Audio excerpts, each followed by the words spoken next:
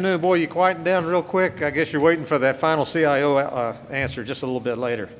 I'm Mike Warlick again, Vice President for Defense for AFC International. We are really privileged to have the two sessions that we had this afternoon. They're going to blend together very nicely, I think. We expect some engagement from the crowd that's here, and it's just been a great 2 days. It's my pleasure to introduce our next moderator for this afternoon, Luke McCormick, former DHS Chief Information Officer. And I think everybody knows him in this audience. I want to just share a little bit of background.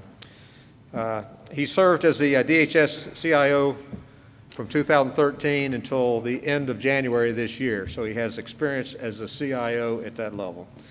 He also served as the Department of Justice Deputy Assistant Attorney General for Information Resources Management, and he was also the CIO for another 10 years. And if you look back a little bit further, he also worked for the U.S. Immigration and Customs Enforcement, and he served as a CIO back in that area. So he was probably pretty tired in January 31st of this year. So the rumor is that he's very happy serving as an independent consultant today. Let me please join me in welcoming Luke for our moderator this afternoon. All right, let's have this on. Okay, we'll have a little fun here. I have to start by commending Soraya for very well played. I think I looked around the audience as they asked the inevitable question about Flash 2 and about Eagle 3. And, you know, when I saw the faces after her answer regarding wait until the end of the CIO panel, I think everyone said, okay, that's nice and that's cute, and here comes the answer. And she's, no, I'm actually going to make you wait until the end of the panel, so very well done. On a much more serious note, I also want to echo thoughts and prayers with all of those that are out in Houston and Louisiana and Florida. And you know, what gets mentioned sometimes and sometimes doesn't is the Virgin Islands. I was able to share in an ops report this morning, and you know, it sounds like St. John's and others just really took a really serious beating there. So it's an honor to have been involved with the very agency that shows up when everyone's evacuating, so to speak, and helps folks on their bad, worst day. So pleasure to be here. Let me introduce our esteemed panel members. I'll start with Dr. West. Barry West has had a variety of roles in the federal service and in the private sector. Spent some time in the Air Force, CIO at NOAA, professionally trained meteorologist, by the way. CIO at Commerce, 5 years in the private sector, CIO at FDIC, pension benefits. I think he's a professor, I can't remember, yeah. And is actually a trained firefighter, so he's done it all. I don't know if he jumped out of a plane. I'm not sure he's done any of that. Stephen Rice, TSA CIO, Deputy CIO before that, very involved in the formation of TSA and all the work there. We'll talk about that a little bit more. But a lot of people don't know about Steve because he spent almost a decade at the Secret Service doing a variety of jobs over there, including Intel and telecom, I think some advanced work. Had an opportunity to you know, go out on some of those missions with the Secret Service, and it's just incredible the amount of preparation that goes into those big national events. And ferocious bike rider. I think he's riding his bike to work, or he used to. Maybe he still is. Yeah, so that's pretty cool. All right, so I wanted to start off with Steve. You know, a lot of people have seen you speak maybe in different roles. They certainly haven't heard you speak, I don't think, in this role. You came over right after the transition in an acting role and then became the deputy, now acting CIO. And I just thought it'd be great to give the audience, you know, who is Steve? You know, how does Steve roll? What does Steve see in front of him? You're now acting in this departmental role above the line, so to speak, different than the component operating. You know, we've been through that, several of us. You know, what does that look like in a different set of lenses, and what do you see in front of you? So thank you. I think the uniqueness that I'm witnessing is the difference in depth and width. So if you operate in a component, you're going to understand that mission element to a mile deep.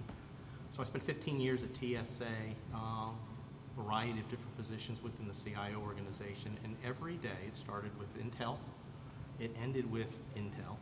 And in between there were a series of missions, you know, whether we were focusing on back office support, we were working on vetting platforms, whether we were working on technology services for passenger vetting, whether it's in cargo and/or checkpoints. And at the end of the day, you had to understand the politics internal to an organization, whether you're understanding the other lines of business and their challenges, understanding the mission drivers for, you know, TSA, and then how that interrelationship takes place between the department. When you move to the department level, you actually wear multiple hats, and you don't really understand it till you have an opportunity to look at the problem from a different series of lenses. So when you sit at the department, you are an operating component, much like TSA. We just happen to have fewer direct customers. Within OCIO at the department, you're managing around 13,500 customers of one way, shape, or form. And that's a combination of federal staff and contract staff. You're functioning primarily around 39 different facilities across the Washington, D.C. area. And you're making sure that you're advancing those requirements for a very select set of customers. The uniqueness about that 13,500 customers, you have a lot of super VIPs. So the response time is driven differently. And within that core group of 13,005, you really have different missions. So at TSA, I'm managing with contracts and federal staff, you're talking about 52,000-ish persons that you're delivering, but they're all focused in one way, shape, or form in aviation security as a primary focus and transportation as a general service. Within the core responsibility of OCIO and an operating component, you're working with nuclear detection, science and technology, research services. You're working within PPD and their cyber role. And then you're working with a lot of talented lines of business that are all trying to advance not only their capabilities for management as a whole, but trying to advance the capabilities and policies and ability to advance at the component level as well. And we talked about the two hats within an operating component. You wear the secondary hat, which is looking at the issue from an enterprise perspective. And we look at that particularly in our field are the challenges in driving enterprise policy, driving an environment where industry has a forum to be able to articulate their advancements in their technology roadmaps, an environment where the government can understand those advancements of whether we want to follow those roadmaps or not, and then an environment where you have the ability to discuss challenges in the marketplace from your lens. Because in my years of experience, I've never seen the issues associated with our customers being directly a contractor issue or a federal issue. It's always some combination in the middle. And so what, the challenge that we're having is how do you advance for that as an operating component, so 13,500 customers, provide credibility to the CIO to do the enterprise decisions that have to be made to advance such a large apparatus as DHS. And echoing some of the comments that you made earlier, there's a cultural challenge within our environment, particularly in the IT community with some of the advancements of some of the technologies. We've primarily focused in a brick and mortar location with primary data centers. We've been operating our own GoCo network for years. And we've been starting to understand some of the values of our information holdings. But those changes are not just unique in the technology, it's also unique in the cultural for the persons that have been managing those services for so long. Because you're advancing change, and people aren't comfortable with change.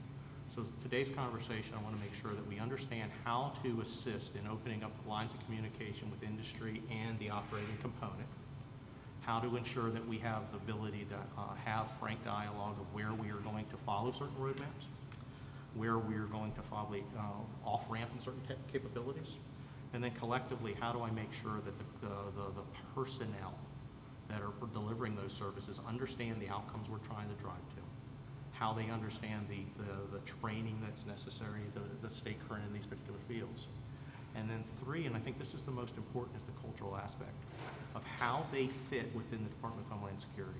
With the two most recent hurricanes, what you've seen is we are IT professionals. We're very good at delivering mail and running a network, and we can do engineering, and we can do architecture, and we can do all the procurement, finance resources necessary to do the work. But what's most important is that when you have the fourth largest city in the country underwater, we are not DHS. We're not DHS IT, we are FEMA. And in the event that there's an anomaly with CBP and service in CBP, we automatically become CBP. So when we talk about this cultural change, it's not cultural change just driven by technology, but the subject matter experts that we have in our field need to be seen as departmental resources that can focus on departmental priorities. And that's one of the key elements to that, the departmental enterprise perspective, is how do you advance technologies to be departmental in meeting specific functional needs for our components. Fantastic. Barry, let's throw it over to you and talk about what your role is at the department. I understand you're working on some executive order stuff. Why don't you explain that, give a top line perhaps as to what is this executive order? We heard executive order fatigue earlier this morning. But what is that executive order? What does it entail, and what is your specific role? Yeah, so I'm wearing two hats actually at the department right now. I'm wearing a senior advisor role for the CIO, so I get involved in a lot of different issues of the day, if you will, hot items. The other hat I wear is the senior accountable official for risk management for the cyber executive order that was signed by the president back in May. It was Executive Order 13800. If you haven't read it and your company's doing cybersecurity, I strongly recommend you go out and read it. OMB came along with their reporting instructions from that executive order, which was M-17-25, that laid out a 13-page document of everything that was included in the order. And I will give the administration a lot of credit. They did not exclude anybody from this mandate. Typically, I've been in small agencies where maybe they're in financial services and they're excluded from some of the requirements of the FAR or what OMB is requiring. The administration was real clear. This was everybody, no matter if you're a 5-person agency or BA or DOD, you were going to or DHS, you were going to follow this.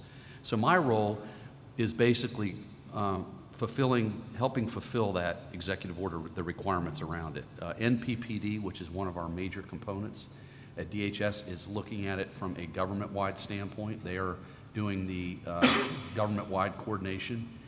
I am the DHS representative internally. It has 4 work streams, the order. The first one is focused on the networks, the security of our networks. The second is around critical infrastructure. The third is around building coalitions with our foreign nations, friendly foreign nations, learning about their security threats and needs and establishing good collaboration. And the fourth is around the human capital, the staffing and the workforce piece around cyber, which is very key. Right now we have a major shortage right now in the government for good cyber people. I think by the year 2022, we were reading a statistic that the shortage is going to be around 1.8 million cyber professionals nationwide in our U.S. 1.8 million by 2022. So people ask me, I teach in the grad school at Georgia State. I teach their cybersecurity program, and I told them, I said, look, you guys are in the hottest field that's out there. There's a major shortage, and there's a lot of different directions you can go in cyber. But it's a growing field, and it's in government we're continually challenged with paying our folks to keep up with the private sector, because they can go out and typically double or triple their salaries. So it's been a real struggle trying to keep those folks incentivized and keeping them in-house. Back to the cyber order, we just completed our first major task. That was delivering a risk management plan. Each agency had to deliver that by August 9th. That was completed. It was signed by myself and signed also by the Secretary of DHS. All agencies had to have theirs in by that date, and now they're being basically reviewed, and a report will be sent up to the President by October 9th on recommendations from that risk management plan.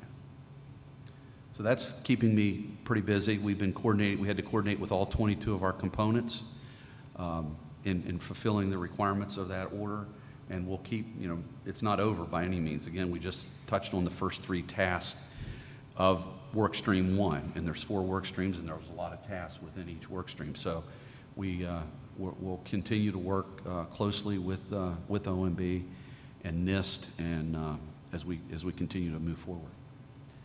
And if I understand correctly, the plans get sort of rolled up, consolidated, and then that is to influence some macro architecture, influence Yeah.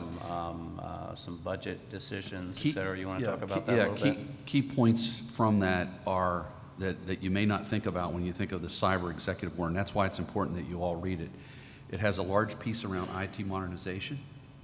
It has a large piece around IT shared services. It has a huge piece around procurement, where Soraya is our Chief Procurement Officer. She is going to be asking tough questions for new procurements according to the order of why aren't you using cloud? Why does this not have cloud in it? Instead of, hey, is there a possibility when you use cloud? Agencies are going to be forced with new programs to answer the question, why not? And why can't you leverage shared services that the government is already performing? The last piece that's key is the American Technology Council that was formed early on by this administration. It also has a large piece of this executive order. And the thought there is, how can we innovate if we're not looking at cyber first, if we're not baking it in from the beginning? So we're really starting to think more from a cyber perspective. I've been around cyber for 30 years in various jobs, and before it was pretty much an afterthought. It was a collateral duty. And I was in the Air Force. I did that, and I did meteorology. I was the IT custodian. It was always an afterthought. But now you're seeing cyber. There's not a CIO shop that you'll walk into today that doesn't have cyber as one of their top 3 priorities. So we're really giving it the focus. The other key piece about this executive order is the agency heads are being put on notice with this. Before, it was the CIO's responsibility and it was the CISO's job around cyber. Today, in this executive order, it's the secretary of each major department, CFO Act agencies, or the agency head. If it's GSA, it's the administrator. They are being put on notice that they're responsible for the cybersecurity programs in their organizations. So all of those things combined, I think, is great. I hope people have asked, well, what do you see as some of the downsides? I think right now it's the budget. How are we putting money aside for this in our 18 and 19 budgets as we move forward? Because there's a lot of unknowns there. Also incentivizing our leadership that's involved with this executive order. How are we paying them, the ones that are really out there pushing hard? How can we better incentivize them to reward them for the work that they're doing? And are we going to actually do things to those agencies that are back and maybe are more vulnerable and our weakest link in our total government network? So lots of good things. I think just keep an eye on it. There's a lot of, I think there's going to be a lot come out of this order over the next 12, 18, 24 months. So I would say keep focused on it, and there will be a chance for industry to be engaged as well. Yeah, and the prior panel sort of framed it as a North Star. I thought that was a good way of saying that as far as direction, because you realize that every agency is going through this process. But imagine at some point a sort of consolidated, rolled up version of that will be publicly available after they go through the triage. Kathy Kreninger, who's on the B side of OMB now, was here yesterday, or was that this morning? I can't remember. It's all blurring. But she did sort of hint at, obviously what's going to be coming out of that, influencing some of the decisions at the macro level that the White House is going to make as they start to put that budget together and bring that forward. Steve, we heard the deputy USM talk about, or I guess the acting USM, talk about the flat budget is the new up, is what he said there. He talked about management reform. They got into shared services and the federal model, sort of how DHS plug into some sort of a federal macro model. Consolidation of SOX, NOx came up, et cetera. The whole efficiency issue, right? How do you work through those capabilities and answer that call, but also just do pure good government, good efficiency, wring out some cost, keep the capability up? What's the thinking going on there now? What I'm witnessing is the conversations have changed away from like IT-centric conversations. They're business-centric. And, Chip Fulgham has a background that's on the finance side. So he knows how the dollars align to mission. He understands that entire budgetary process. One of the things I'm trying to, influence is an understanding of the scope and scale of what we're talking about. We start looking at the size and the complexity of the operating networks, the primary data centers, the number of contracts and software packages that run within those facilities, the amount of staff that operate in this GoCo model that we have within the facilities today. These large managed service contract vehicles, you're talking tens of thousands of systems. And the way that we've started discussing, we've been able to frame the network size. So he knows we have a very big core network, one net. I've been able to articulate that it locates at 4,600 separate facilities. It's made up of 3,800 separate devices. It passes billions of IP addresses daily. It is operated 24/7. He starts getting an understanding. And the next part is ensuring that the lines of business that support the IT decision-making have to understand what we're talking about. So we've been doing a series of road trips. So we've been taking the lines of business, we've taken the human capital, we've taken the finance. I'm working to take the Undersecretary of Management to see the data centers. Because when you go to the data centers, you go to these very big, very large locations, or in our case, it's the size of a Home Depot. And when you walk into the room, you start seeing rows and rows and rows of equipment. And what's unique, it's like, great, you see rows and rows and rows of equipment. That's not what is eye-opening. It's eye-opening when you see rows and rows of equipment and they stagger it by the same manufacturer. So as you walk by, it's HP, it's Cisco, it's Oracle, it's IBM, it's da-da-da-da-da-da. And when you talk with the LOBs, they say, well, where's TSA stuff? It sits in that room. And where's the CBP stuff? It's in that room. And where's the FEMA stuff? It's in that room. And what they start understanding is it becomes less critical as to the underlying manufacturer of the equipment than it does as to the agreed upon architecture in which we're going to compute with it. And then when you take a step back, after they understand that it's all the same manufacturers, and in essence, we're not putting people on the moon, they start understanding that these become business discussions. Because then you start asking the question, well, how much does it cost to operate, in this case, we'll focus on data center, how much does it cost to run the two primary data centers? It costs this much. And he starts seeing it. And then if he goes to the other location, they have the same equipment. Yeah. And then you start talking about, to get to those centers, that we have a network, we have a very large network. We have a very large network that requires a significant amount of contractor and federal staff to keep it healthy. But then the question then becomes is, how much do you pay for that network?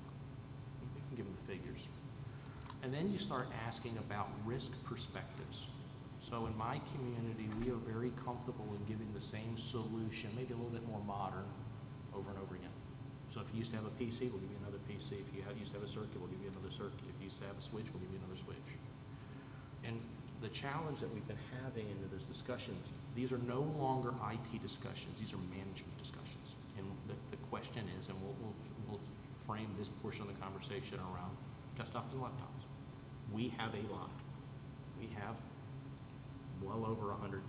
We'll leave it at that. At the end of the day, if I have to replace those systems to support the cybersecurity hygiene, because I have to have minimal specifications for RAM and CPU to push the security agents within that environment, you then have to make sure you understand how many units and how much equipment you have, and can they meet that need.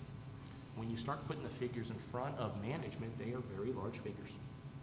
And so the question is, if you look at it from an IT perspective, I'll give you the same number of computers I used to have. It's a one-for-one replacement. But if you look at it from the CFO, maybe they don't want to spend the money for one-for-one replacement. They want to start saying, can I give you less money and force us to have different decision-making? You look at it from the optics of management as a whole, from the USM, they might want to make sure that there's consistency in the service delivery of some number of computers that deliver consistent capability across all components. And then you talk in the CPO arena, they want to make sure that they understand the specifications that are necessary to give us the best value determination, so I can make a determination of how many units I need. So at the end of the day, when we have discussions about recapitalization within a primary 2 data centers, within a network, and the amount of infrastructure that we operate, we're forcing these to be management discussions. And one of the things that I think is important to understand here, I don't care who the manufacturer is. I don't care who the SI is. I don't really care who the OEM is. What I'm more important is how that OEM, how that SI is instructing or assisting me in solving the mission needs of DHS. Because at the end of the day, I know I'm not putting people on the moon, but I need to make sure I have stability. I need to have a relationship where there's a responsiveness on the government as well as on the vendor community to make sure they understand my needs. And at the end of the day, that they have a vendor community that's challenging our thought process of how we might be able to wring efficiencies in the current construct that we have today. Because I'm pushing very hard. Departmental priorities need to be able to be focused on departmental needs. And right now, the resource balance just is not there. And so these are some of the things that Barry, as the senior advisor, is stimulating different conversations as it applies to the executive orders in cyber, the executive orders that is associated with reform and efficiencies, and then this stimulates the conversations we have across all the CIO community. to make Maybe sure we get can it. pull that thread a little bit too. So there was a great conversation in a prior panel about strategic sourcing. Just happened, one of them was, the subject was the desktops, Yep. right, across the interagency. And it strikes me that, and others, just like with the data center, sort of brick and mortar moving to cloud, is there a different way to buy a desktop? Do you buy it as a service? Is there a new emerging model out there that just completely, disrupts the entire way that that service gets delivered? Yep. And is there an opportunity there? And do you want to maybe comment about some of those sort of So the thinking? conversations we're having, we know we have a large infrastructure where the recapitalization funding is not there. And then the size and scale to do it in mass at certain points in time may be a little bit challenging based on the amount of staff that we have. So the conversations we're having are not so much that we need services, like I need to run a network, or I need to run I need to have PCs, or I need to have data centers. It's really is what is the need of the department. So, and this is going to sound a little strange, but I think it's important, is we've been asking ourselves, and we've been asking leadership, management, is really what is DHS? So you think about Homeland Security, you've got these wide plethora of missions, and you've got these unique mission requirements with each of the components. But if you look at it from our lens, there's not a single work activity that happens in Homeland Security that doesn't go through an IT system in one way, shape, or form. And the story I like to use is you can't buy pencils at DHS if you don't use an IT system. We never see the money. We never see it, we never hand a check to anybody. My requirements are delivered through electronically through systems through Soraya Shop. Actually, the requirements are written on government-issued computers, running through my data center, running through a network, and it's running through software license agreements that I have going through Soraya Shop. So the value there, if we think about it, in our lens, is we think about it more as we're an information management business that happens to do Homeland Security. And we have those conversations. It's strange. I can see the words bouncing off people's heads as I'm and it takes a little while for them to start understanding. And so when you start looking at it from that paradigm, it allows you to start looking at the business models you're operating. So primarily, right now we have 2 data centers. Those contracts are going to end in 2020. We have some decisions to make. The questions no longer become next generation data centers. The questions then become next generation compute and storage, Homeland Security. And then you start looking at network. And so the conversation I have with the Undersecretary, and we have it internal ourselves, should the Department of Homeland Security operate a network? And the question is, well, yeah, sure you should. And then we ask, well, don't you take your laptop? I certainly do take my laptop. Do you have Verizon Fios? Well, I certainly do have Verizon Fios. Do you use that for government work, and do you send that back here to our data centers? Yeah, by VPN. And the question is, that's a non-accredited network. It's an untrusted network to us. But the value there is the ability to do your processing and make sure that we have security containers around that information, and I make sure that information has the integrity value and the confidentiality, and it's available when you need it. And when you start asking it from that line, they start getting it. So when we start talking about how we want to procure equipment, if we know that we have certain capabilities that we need, I need to compute, I need to store, I need to develop reports, and I need to make sure that it's secure, it throws a lot of things into the mix. Do we have to buy computers? Maybe, maybe not. Maybe we need to start going to more of a thin client model. I've already said we have well over 100,000 computers. Maybe the Department of Homeland Security doesn't need 100,000 computers. We need to start pushing more thin client. Maybe there's certain work activities in the Homeland that doesn't need a government-issued device. Maybe there are certain configuration limitations that they just want to pay for or lease. It allows us to stretch our dollars a little bit longer. And this goes back to the conversation. These are no longer IT discussions. These are management discussions. they have to be looked at from the lens of how much of resources from funding do you have? What contract flexibilities may we have to define? What maintainability needs to be available within the CIO community? And then end is how do you ensure that you have the stability, you have the ability to protect your information, and then how do you make sure that they're available as necessarily available when you need it? So we're changing the discussion. They're business discussions, but they are driving thought leadership within our arena about who are we, what are we, and then how do we want to deliver capability for whatever mission space is ever going to be called upon for the department. Meanwhile, back on the ranch, you know, you've got some North Star, we'll call them edicts, EOs, coming out of the White House, efficiency being one of them. I know that there's work going on across every agency about looking at, you know, why do I have 5 SOCs? Why do I have 10 NOCs? You guys want to talk a little bit about, Barry, you know, maybe what's going on in that area, Yeah, and so sort of what the thinking is, Yeah, and so the where the second- community can maybe help you there? Right, so I talked about the cyber executive order. The other big one is and Steve alluded to it a little bit, is the efficiencies and effectiveness executive order. And there's actually a lot of crossover between that and the cyber. For instance, when we flushed out the priorities in the efficiency, and by the way, they just had their first major deliverable in that working group here in the last month. But Which was what, just so the audience it was understands what basically that taking milestone all is? the input from industry, not just from within the departments, but actually we went out through the Federal Register to all the citizens and basically said, what can we do as a department better? What are recommendations that you would recommend for the Department of Homeland Security? And that ranged from everything of responses like, well, I think you should abolish the Science and Technology Directorate, to we think you should take the CBP, ICE, dog training and consolidate those. To actually one of the big ones for us that came out was consolidating our SOCs and our NOCs. Why do you have 9 SOCs and NOCs, Security Operations Center, Network Operations Centers? Why are some working 7 days a week, 24 hours a day, others are barely open? And then why do some of your components not even have a Security Operations Center?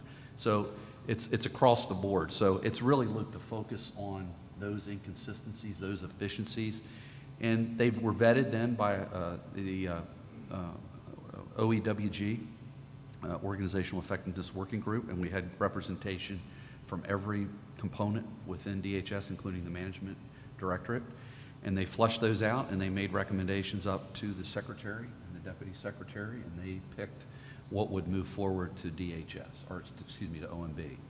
And one of the big ones from the IT standpoint, as I mentioned, was the SOC NOC consolidation, and that ties right in with our cybersecurity executive order that's basically saying the same thing.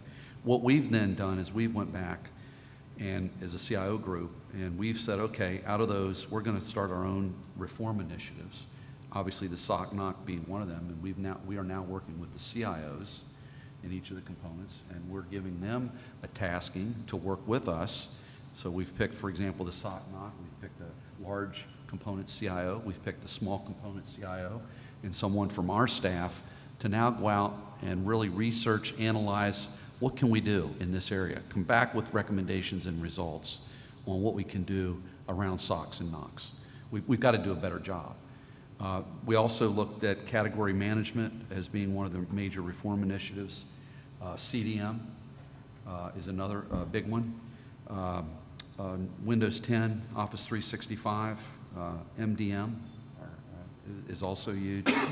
Looking at our OneNet network was actually a separate initiative as well, and also data center optimization, which is dealing with cloud computing, which we've alluded to here earlier. So there are 6 major reform initiatives that we're going to be working on here as a result of that efficiencies and effectiveness working group. But we've got a lot of work to do here over the next. You want to just outline this again so they have Yeah. those? So, yeah, So 'cause I category guess those are management. sort of your current priorities, Yeah. it sounds like, right? Yeah. Yeah. Category management was the first one. CDM, Continuous Diagnostic and Mitigation Program. Keep rolling that out, right? Phase 3, Yeah. phase 4, Right. phase 2, whatever. Windows 10 / Office 365 / MDM. Fourth, OneNet. When I say OneNet, we have one network on our A-LAN. We're looking at what can we do to make that more efficient. Steve alluded to it. Is it something we could contract out? Many So private let me sector- put you on the spot a little Right. bit there. EIS just awarded, right? Yep. There's the activity that's going on right now to do your fair opportunity. Any thinking there, time frame as to when you guys will, or is there anything being imposed by the GSA or the White House to say, hey, you must have this No. together by X? Or, because I would imagine that's going to kind of tie into some of your decisions there, possibly. So one of the challenges that we are is the definition of what we're going, the scope and scale. So when we start talking network transport, there's not one network, there's multiple networks. So the conversation is, what's the definition if you start, are we looking at just the core network, or are we going to look at the total transport network for the department? And maybe just for those that might not know, you want to just explain what EIS is? So EIS is the recent award, is the follow-on for GSA's network contract. And within the network's contract and the EIS, you're going to do a series of fair opportunities. And each department has responsibility to understand how many fair opportunities that would take place within the circuit, the data infrastructure and voice infrastructure on behalf of the department. We have had those conversations internal to DHS, and we've outlined how we want to bundle our opportunities with GSA. Those have been defined. We're providing those over. And we have a schedule that allows us to ensure that we're in compliance, or really close out off the network's contract over the next, I think it's about 28 months. But what you're seeing, though, is in a federated model within the Department of Homeland Security, you've got the operating component of OCIO and management. You have the role of the political CIO to manage the governance of the entire department, the enterprise. And then you have each of the established CIO components. And the challenge that we're talking about is how do we ensure that we're all on the same sheet of music of how we want to drive efficiency, how do we want to ensure that we're using those resources in a more effective way, and then how do we ensure that we're painting a picture that everybody's going to have the same compute or experience in the IT community wherever you happen to sit in the department. And we've been putting a couple of like guiding principles, and these are not things that are written down, but if they're examples, and when we have conversations in terms of the office, you know, if there's more than two of anything, they either need to be redundant or turned off. And when you start looking at the number of SOCs and OCs, there's more than two. I don't know what the right number is, but we're going to have to make sure that we have the capability and the resources. And then when we start looking at how do we, when this kind of touches on some of the cultural discussion. So you very alluded about 7 priorities. And you think about it, those 7 priorities are really touching the entire underpinnings of an IT organization. And we have to make sure that everybody's pulling in the same direction. So, you know, we use this we say this all the time, what interests my supervisor fascinates me. And one of the things that we're pushing hard is to make sure our community is fascinated with going through some of these. Windows 10 is easy. But from wearing the department hat, if one component doesn't get it done, that's a security risk to the entire department. We start talking about 365 cloud mail, okay? Until you have the entire department in a consistent capability, meeting it all, you can't share. You can't share calendars. You can't have a consistent user experience within the department. We start talking the network. The definition of what the network is a big determination of what it is we're going to ask in scope and scale of what we're going to try to accomplish. And then you use the term data center. There's a lot of stuff in those data centers, and a lot of that stuff is expensive to move. It's not easily cloud portable. And we have to make a determination going back. If there's more than two of anything, they got to be redundant, or we got to start turning the stuff off. And as you start going through the centers, you'll start seeing there's a lot of the same stuff, because we've already said it's on the same manufacturer equipment row over row over row. So it forces those business conversations about how do you transform the user experience within Homeland? How do you demonstrate efficiency? And then how do you get the entire IT community pointing in the same direction so that we're going to have some level of scheduling that makes sense, that the management team can understand and see the value of it? Let's talk a little bit about, sort of bundle these subject together. The acting undersecretary talked about the pilots that are underway and how that sort of stitches into, you know, doing things in a more agile way. Okay, I had to use the A word, and this stitches into sort of your cloud strategy a little bit. You want to talk about that? Just sort of what's the current thinking there and where you guys are on that whole? Yeah, I can start. You want to start? Yeah, so this was started, I think, Luke, under your regime. They picked 5 pilot projects across DHS where we went in. For example, 2 were at FEMA, the NFIP program and the grants program. These were not necessarily programs that were in trouble, but could use some help. So could use some jump starting and innovation, I'll call it. And we got the CTO office involved. We had a team that went in to really help jumpstart those programs, to get them off the ground, use new practices and best practices from industry, like Agile, and a whole new thought process. And a lot of it goes back to the culture issue. A lot of this deals with the culture change. And I think, a lot of these folks were, new, West Coast, if you will, thinking, bright young people that came in to help. We got our digital services office engaged as well. And what we're seeing is we're seeing a lot of movement. We've seen some really good things.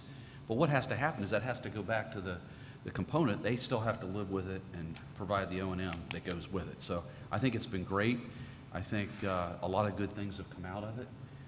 But again, we've got to define, okay, what's next? How are we going to leverage these great things from these 5 pilots that can be used throughout DHS and throughout the government?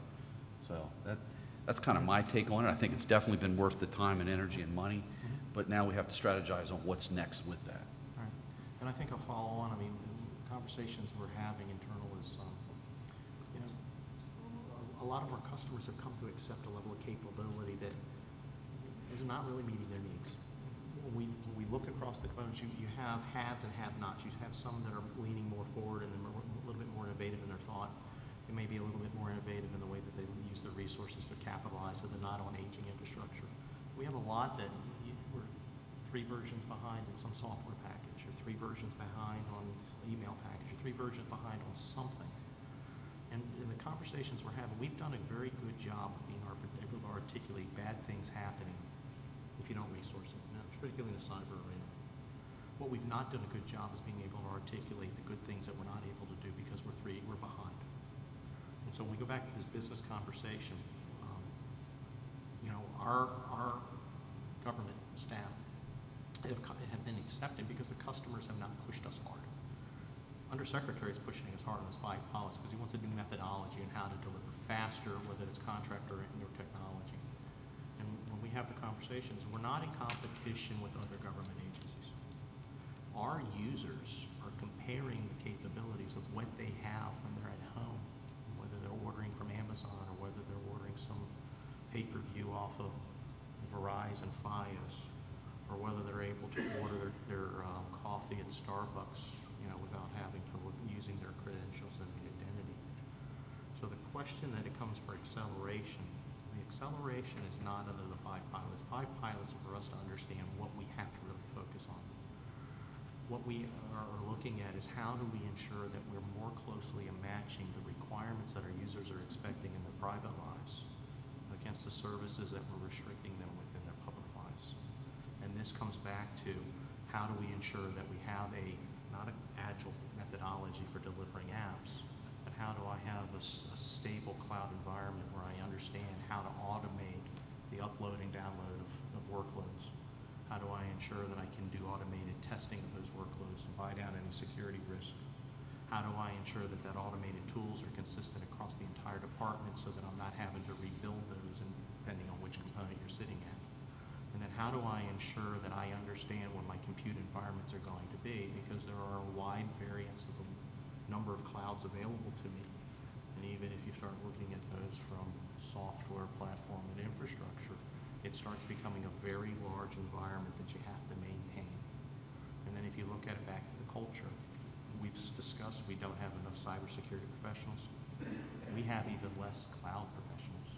And I even have less agile Scrum coaches and masters to be able to look at those methodologies. And I have less of an ability to understand some of the restrictions of our current policies that are allowing move from legacy to more of an agile approach to doing delivery. So the catch is, how do we ensure that we're ensuring uniformity across the department? How do we have tactical capabilities that components can march towards? And then how do we ensure that those people have the skills, understand where they can provide value, and know that the value that they're delivering is not for a specific component, but it's for the broader DHS where that expertise might be necessary in times of crisis like these two recent hurricanes.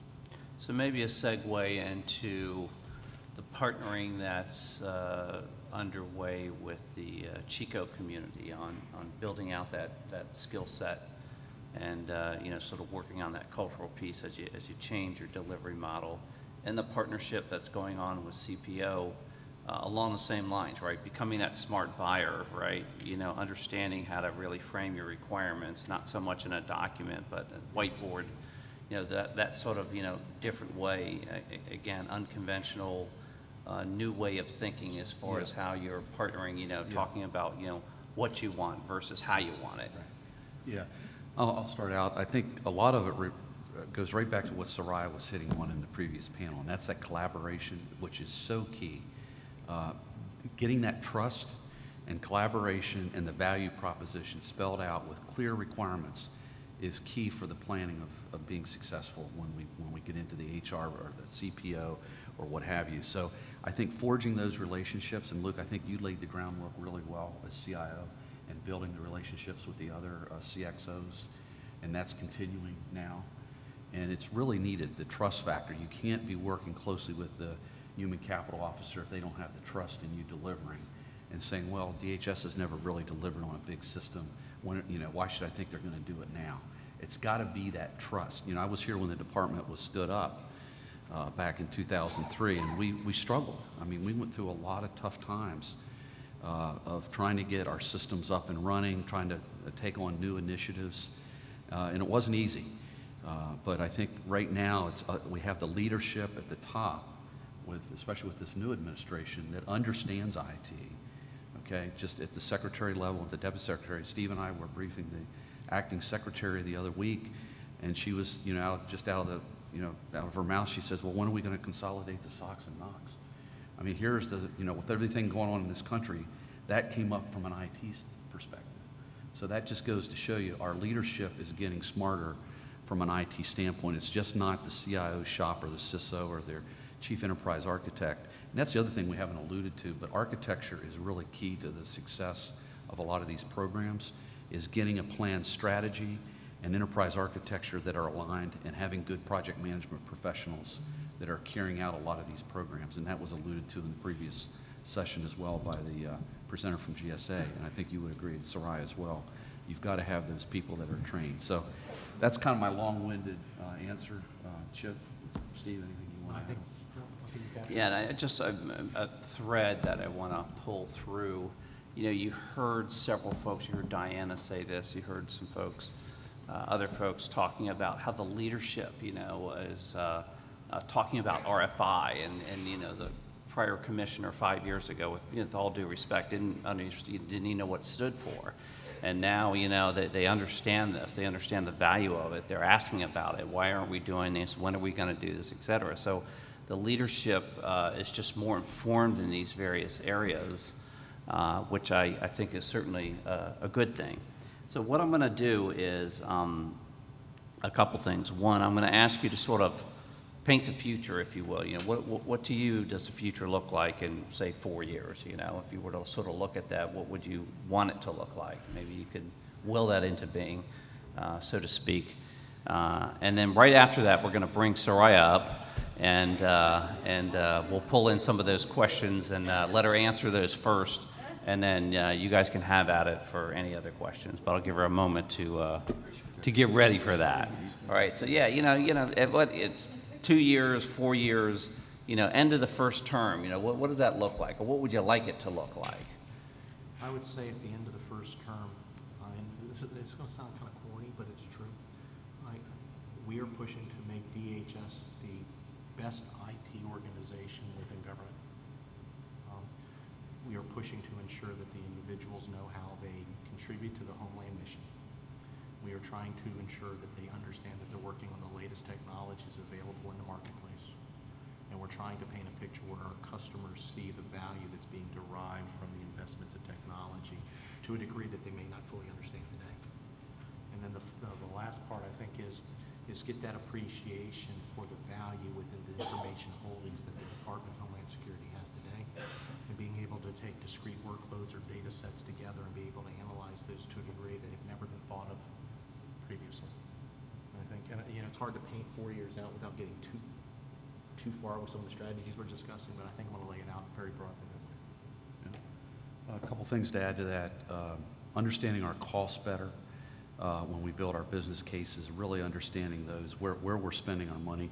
Customer needs, really getting that customer need from each of the components and really aligning with them in a better way, I think is key. Stop using yesterday's technology tomorrow. I think we've heard that a couple times in the beginning of this conference. We've got to stop doing that. We've got to leverage what's out there better. Our workforce, I think we need to really look closely at our workforce. I mean, Steve and I aren't going to be around 5, 10 years from now. I mean, we're going to be, more than likely we'll be in different positions. And, how are we training that workforce behind us with succession planning? I think that would be something, those factors, if we could get there and making, our systems more secure.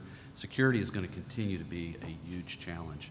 And I think we've been lucky as a nation that we haven't had a major attack from a cybersecurity standpoint. So we've got to continue that drive towards cybersecurity. Okay. All right, you want to jump on up here? Talk about Eagle 2, Eagle 3, Flash 2, ECS 1, whatever. I'll stand up here and you can have a seat there. All right. Steve, kick me if I say anything you don't agree with. Yeah, sure. Betty, you want to start?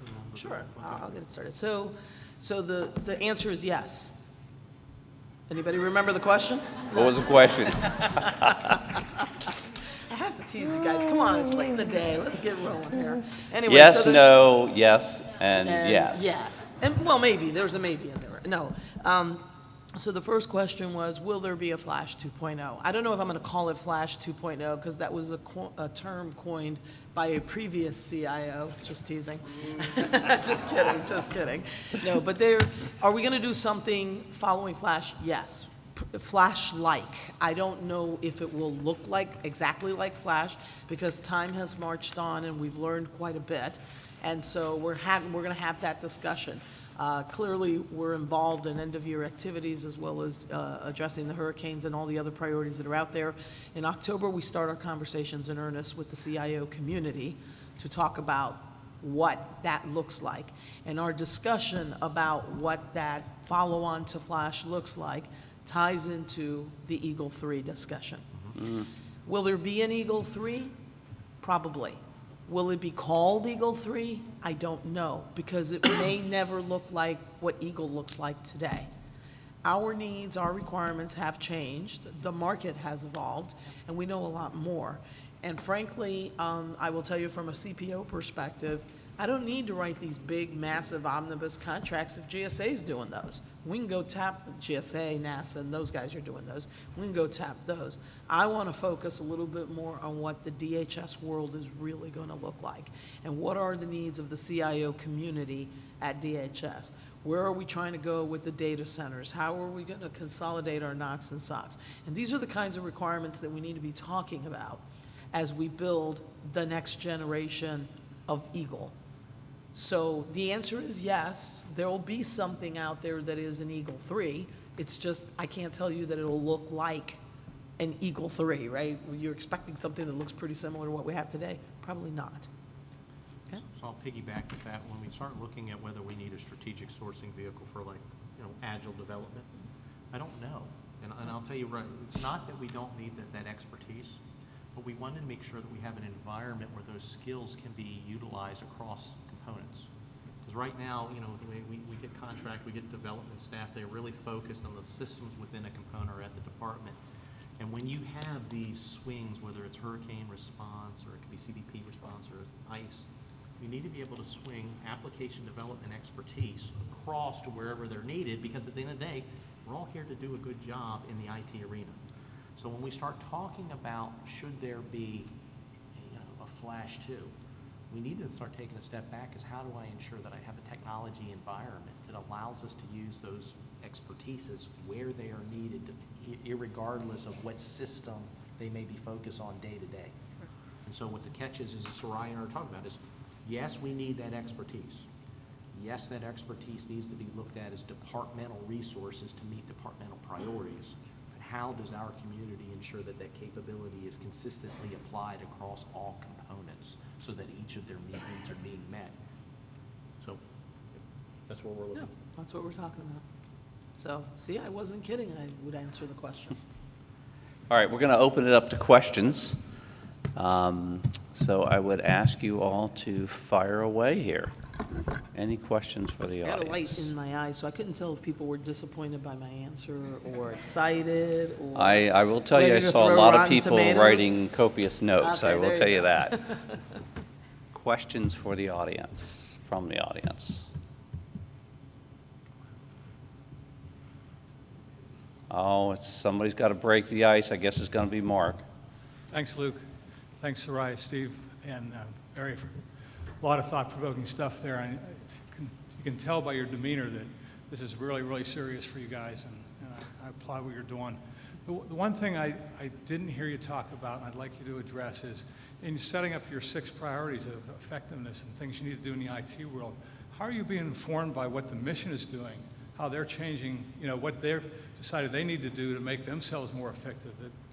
Do they have duplication in their efforts, and how's that going to roll down and affect what you have to do for them? You want to start with that one? Yeah. Good question, Mark. One thing we've done is we've just recently brought in a new chief enterprise architect, and we were lucky enough to steal him away from GSA. And Kevin Wentz, and his wife just had a baby, so congratulations to Kevin and his new family. But part of it, Mark, gets really back to the architecture. And Kevin is going to make, we've already had discussions, Steve and I and Kevin, about really getting into the weeds with the businesses, having their architects really have a seat at the table, rekindling the role of the architecture, rather than just maybe looking at programs, really digging deep into the enterprise architecture of that organization. So I think that is going to be a big, big part of it as we move forward, is really maturing the enterprise architecture, having a target architecture, and really, when we first stood up the CIO Council, if any of you remember, we had our chief enterprise architecture at that time actually would come to our meetings, and we would talk enterprise architecture for the first 20, 25 minutes. I think we may have to look at that model again, and how we can really force the issue around understanding the business units and aligning our priorities with what's going on. A lot of it also gets back to good strategic planning and aligning that, the IT strategic plan, up to the business strategic plan of that component. So following on with Barry, Mark, we have under-resourced enterprise architecture to a degree I've never seen. At the end of the day, you have a $6.5 billion IT portfolio. 80% of that is in an O&M state. You need to have people that can look forward to be able to articulate where we should be able to consolidate, modernize, and actually, in some ways, shut down duplicated systems. There's just not enough resources. So we're making those first steps. We've actually been able to put some contract dollars behind Kevin Wentz and his team to expand it. But at the end of the day, this is not, for a portfolio this large, we need to make a significant increase in resourcing in that area. And that's one of the things that Barry and I have been focusing on over the last 6 months. Good afternoon, Suzanne Laskowski with NCI. Thank you very much for your time today. I know there's been a lot of changes. There's new CIOs, new administration, and I know every few years DHS normally comes up with a 5-year technology roadmap or a 5-year IT plan. And I was just wondering, I think you're also looking in the face of a new QHSR as well. What are your plans from a policy or documentation perspective to lay out the future of technology? So we'll have an IT strategic plan that will be delivered in December. I have to review it.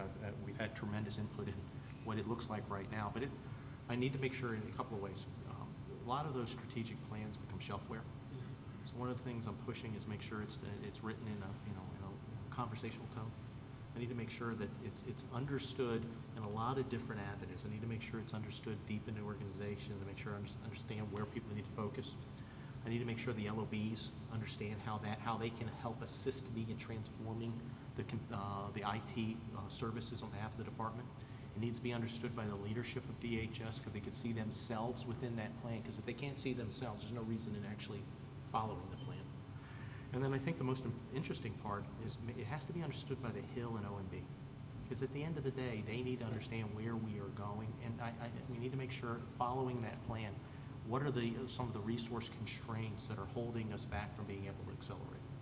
In addition to the strategic plan, we're putting technological roadmaps together in a couple of key network, compute, storage, which is traditional in your data centers, and then that end user capability. So we make sure that we're focusing in the software licensing arena, because in the efficiency arena, we have hundreds and hundreds of software contracts. I don't necessarily believe that we're managing those effectively as we could, and I need to make sure that I'm trying to wring out as much inefficiency in those costs as I possibly can. But the key part is management and the LOBs and my user community have to see themselves in the work that we're doing, because if they can't see themselves in the plan and they can't see themselves in me trying to find efficiency so I can provide new capabilities, we're not going anywhere. And that's going to hurt our credibility. Yeah, and I'd just add on to that, the second piece would be then operationalizing that strategic plan and creating tactical plans, holding people accountable with the outcomes from those resources, the budget, and really that's where you can really get the traction from your strategic plan. Good afternoon. It's Mike Warlick from AFC International. I'd just like to start by saying these two panels this afternoon have been just tremendous. I mean, that's a tribute to the team that's working up there. Thank you so much. I've got an interesting question for you. When you talk about the enterprise, my background's Marine Corps, and we had USMC.mil. The Navy's got Navy.mil. The Air Force has AF.mil. The Army has Mail.mil provided by DISA. Have you ever considered using DISA to support the enterprise for DHS? Yes. Thank you. You bring up a great point. I mean, they really do set the standard in a lot of ways for DOD. Our deputy CIO, our acting CIO over at Coast Guard, Brian Burns, came out of the DOD environment. He was over in the CIO shop there, and he has actually brought that up a lot. He's working with our infrastructure folks, but we are looking to leverage a lot of what DISA has done because they do some great work there. Hi, Joan Canaday with the Ambit Group. Can you get closer to the mic? We're having a difficult time hearing you. Joan Canaday with the Ambit Group. Thank you so much for being here today. It's been extremely helpful for me, and I'm sure everyone else here. Speaking about Eagle 3, great news. I think that's a great opportunity for all of us in industry to have an opportunity to participate. But recognizing it will not look like Eagle 2 and not knowing exactly what Eagle 3 will look like, I was just wondering, would it be like Flash, where Flash was concentrating on Agile? Would you be considering an IDIQ of nature that would go across the efficiency and effectiveness executive order? So maybe one for the SOC, one for category management, one for the CDM, one for the data center optimization. Are you looking for like categorizing an Eagle 3? So I can't answer that question because we haven't defined it. What I can tell you is we're exploring all options, and it will be based on where we see ourselves going from an IT standpoint, where we see our environment going. And the timing doesn't match because we're going to be further ahead with the definition of these efficiencies prior to defining the requirements. What will be the result, though, is how we want to provide those services will drive the contract requirements for Eagle 3. Correct. Thank you. Jeff? I just will add that if you heard Diana talk at CBP about just pure O&M, right? You know, don't forget that there's an incredible amount of just IT O&M-ish that's out there today. 80-20, I think, is what Steve said, and obviously they're trying to improve that. But that doesn't go away, and there's going to be a requirement just to, sort of keep the lights on from the application O&M standpoint as well. Correct. Good afternoon. Mike Top with General Dynamics. Quick question first, Sarai. You may not have the answer yet, but I have to ask you regarding the flashlight possible procurement coming out. Two questions. Can you address potential timing, 3, 6, 9, 12 months? And the second question is, will there be an opportunity for large businesses to contribute as prime contractors? Possibly. Had to ask. You had to ask, right? Okay. So what we've done, yeah, Chip and I have gone out and talked about some of the lessons learned at the very high level, but we actually have had the team that worked on Flash work on a very detailed lessons learned, where we're kind of looking at all the different things that we did, not just the innovations, but what we were trying to achieve, the requirements and what we learned about the requirements, as well as how industry responded, who teamed with who. You know, there's a lot of things there that we learned. And so based on that information, we're going to sit down and determine how we go forward. And what I can assure you is that, number one, industry will be involved as they were before. In other words, we're going to engage you, we're going to seek your input. We're actually going to host a webinar to talk to the Flash vendors, the folks that actually bid, successful and unsuccessful, to talk about lessons learned and hear from them and get some feedback from them specifically. But we're going to hold a webinar with them. But we're going to come out and talk to industry like we did before and make sure that we get your thoughts, your ideas, your inputs, and that we make our decisions based on all those things. What I can tell you is the procurement will still move forward in the most efficient manner possible. It will still be done under the auspices of the Procurement Innovation Lab. It will still be a DHS-wide activity. In other words, we're going to engage our community and bring them together to work it. And what I can tell you is that it will be very reflective of not just the lessons learned, but where we're trying to go. And I suspect that large businesses will always have a play, whether as a prime or as a sub. Is that a fair answer? That's That a was good tricky, answer. wasn't That's a it? good answer. In terms of timing, though, I mean, can you say, you said the webinar. So in is it- October, we're going to sit down and talk about it. I can tell you, just as Flash, including all protests, took a year, that should give you an idea at the pace that we're going to move. Gotcha. Right? Thank you. Because we're going to move efficiently. I can't have these guys on hold forever. Very good. Appreciate They'll that. call me back up here to talk to you. Thank you.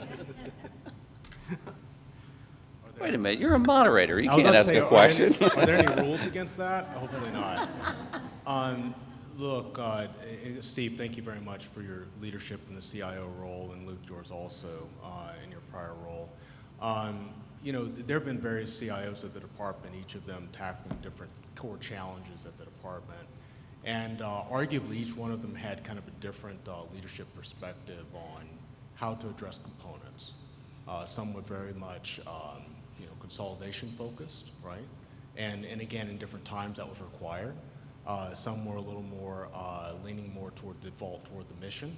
So Steve, if you wouldn't mind, if you would share some of your philosophy on headquarters versus the components, not in an adversarial way, and your thought on where is that line, if you can give us a sense of where you see that in your role.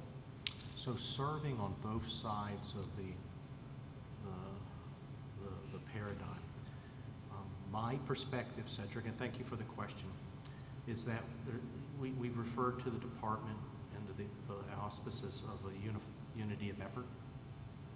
But in my experience, if you look at it from the cybersecurity realm, and you look at it from the user expectation realm, we need to start driving more collaboration within the CIO Council. When I would sit at the TSA, I would work with each of the OEMs, and I know most of the folks in the room here, and I would always ask the question, how are you engaging with sister components in the department to advance and have everybody understand your investments in certain roadmaps and technologies? And it was always fascinating to me to hear how fragmented that was. So going back to the conversation about the data centers, we're all buying the same stuff. We're all buying the same stuff in different quantities, different capabilities, different periods of time, and you don't have a consistent infrastructure and an underlying architecture where we're all going to. I am more, I'm going to say this, I'm much more direct with the CIO Council, and I'm comfortable, and I've been able to talk with leadership about this. I'm comfortable with with the outcome. I have been privileged to work 25 years within DHS. Even before DHS stood up, I spent 10 years at Secret Service and 15 at TSA. I find it a privilege to be able to lead such a large portfolio, Cedric. I found it a privilege to work with such dedicated persons, whether they're working in the IT community or in the user community. And I got so many compliments from my years of work at TSA when I was actually asked to come up to the department that it actually is humbling to know that I have the ability to drive not today's decisions. I have the ability to influence over the next 10 years the direction of DHS's IT investments.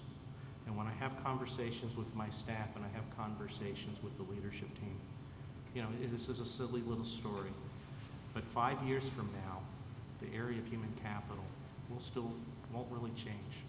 We're going to recruit, we're going to employ, and people are going to retire. 10 years from now, it's really not going to change. In the area of CPO, we're still going to have contracts. We're going to have resources, we're going to have needs, we're going to get a contract, we're going to manage that contract. 10 years from now, I have no idea how the Department of Homeland Security is going to communicate.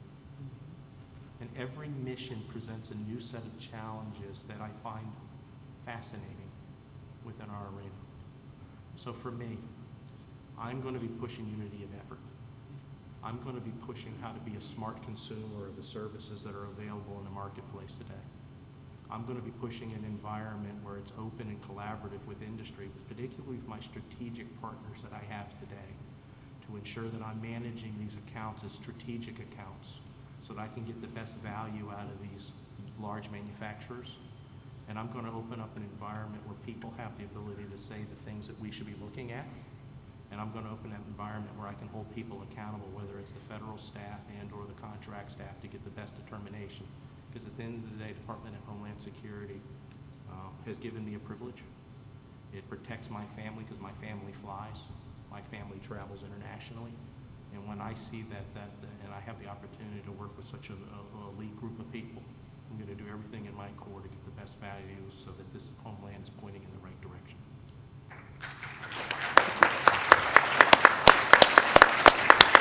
I don't think you could have got a more direct or crisp answer than that. I also want to thank AFCEA, who's been with us from the very beginning, and all of you who have been with us from the very beginning. It just turns out that everyone here, including myself, we're all here from the beginning.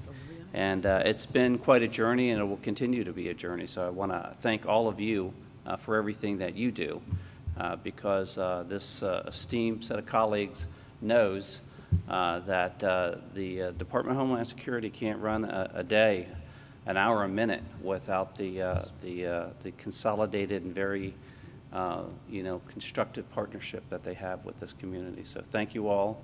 And on that, I think we're going to wrap it up. Thank you. Thank you. I want you to put your pen. Yeah. Or your pen. Thank you. And thank you again. Got to keep you in order. Just to be short. Oh, okay. We have just Yeah. a couple of closing remarks. Okay. People are running out, and I appreciate that. I guess I'm not sure how to top that closing, but I wanted to say, wow, what a 2 full packed days of information exchange and particularly networking. And it's really a privilege that we had both our government sponsors and industry together to be able to have that dialogue. I don't think the timing of this event, anybody misses that. This was 16 years since 9/11. And if we think of the situation we're in, responding to 2 hurricane events, both Hurricane Harvey and Hurricane Irma, and that DHS is responding to that today, and think of the coordination that's happening today at the state level, at the local level, at the federal level. It's impressive just to see that response, and we're still here thinking about how to improve that response. I really just I wanted to share, I had lists and lists of my takeaways, but just 7 quick notes I want us just to spend a little time to think about. First is, how do we manage the speed of technology to secure our nation while not having it threaten our nation? 2, innovate. I heard innovation continuously. People, processes, and technology. How do we bring people in? How do we manage the processes more effectively? And then, of course, technology. Information sharing. We need to continue to be transparent and share information. Partnerships across government, we heard, but also with industry. We need stronger partnerships. Efficiency, heard that over and over again. How do we become more efficient as an ecosystem protecting our nation? The other one, trust. I think Soraya said that. It was said on multiple panels. We need to build trust with it. And most important to me is staying focused on the mission. It's so easy to get lost in the minutia and not focus on the mission. So if we stay focused on the mission, we know we're doing the right thing. Finally, I really think this is a charge for AFCEA to help bring industry together, to work with DHS and the Homeland Security enterprise. And I think we even have more of an agenda in the Homeland Security Committee to really be able to move out on that. Finally, this doesn't happen by itself, these events. I know it was a full coordination event with DHS, with Homeland Security Committee, with AFCEA, but I want to give special thanks to Tom Ragland. Tom, we couldn't have done it without you.